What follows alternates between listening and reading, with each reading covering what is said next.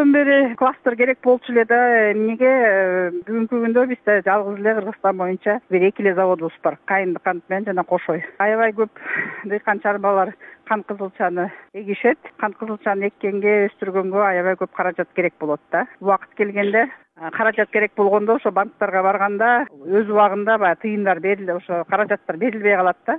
Кластер аркылуу дыйкандарга көп жардам. Эмнеге? Биринчиден ошо заводдор билет кайсы дыйкан чарбалар өстүрөт. Экинчиден ошо каражатты ошолордун рекомендациясы менен эле каражаттар бөлүнүп берилет. Ошонун негизинде ошо кластер түзгөнгө керек болду. Ушул шарттар биринчиден кээ бир жерлерде көп жылдан бери дыйкандар кант кызылчасын өстүргөндөр залоговый обеспечение кереги деле жок болуп калат да. Кызылча менен эле жабат. Ири чарба болгондон кийин, мисалы үчүн бир техника сатып алып, же бир мындай ири өлчөмдө минералдуу жерсемдиктерди сатып алууга мүмкүнчүлүк болобу? Болот. Ал экинчи чоңураак дыйкандарга керектүү комбайн, техника ошо кызылча эмне себе турган, чогулта турган техника керек болгондо ошолорго суммасын көбүрөөк берип туруп, анан ошондой техника алганга дагы ошо кластер жардам берет да. Бир техниканы мындай жалпы пайдалансаңыздар болобу? Ооба. Айылга 3 техника, 3 фермер алып алса эмне кереги бар? Ал биринчиден жумушсузда калат, анан бүгүнкү күндөгү техникалар бир күндө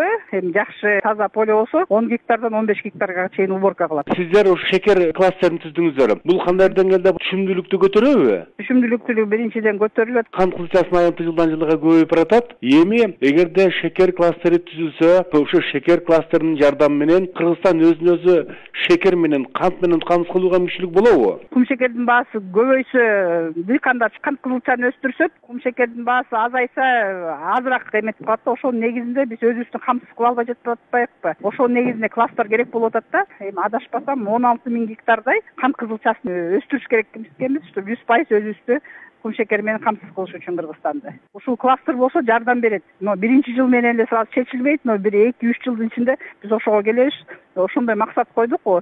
3 жылдын ичинде кыргызстандык болсо өзүбүздүн кум шекер менен камсыз кылыш үчүн ушул кластер эң биринчи максат ушул болуп атат да. Кайсы жылы өзүбүз буюрса шекер менен камсыз кылып калабыз? Эми азыр жер маселелери чечилсе, биринчиден, экинчиден могу каражат боюнча кластер уже чечилди. Азыр 2018-жылы 100% өзүбүздү 85-90%га кум шекерди камсыз кылып турабыз. Ошондо кум шекердин кант кызылчанын урожайности аябай жакшы болгон. Былтыр суу менен баягы кыйынчылыктар болуп туруп, кыйналып калып баягы эмете албай калдык да, пайызы азайып кетти.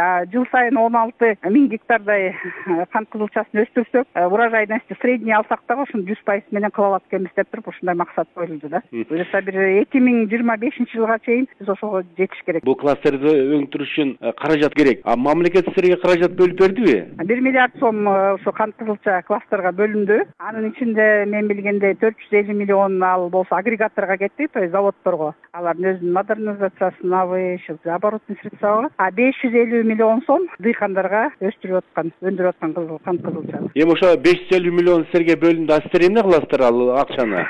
Азыр болсо ошо буйруса эмки жумада совет чогулат, кластерный совет. Ошол жерден фермерлерге ошо кант кызылчаны өстүргөн ким техника алам десе, ошонун заявкасын көрүп, ошону одобрять этет. Анан банкка рекомендация берет. Поле сатып алганга же ошондой эмелерди максаттар койгондо ошону карап туруп, анан кимдики реалдуу дегенде ошолорго одобрение берип туруп, анан банкка жөнөтөбүз да.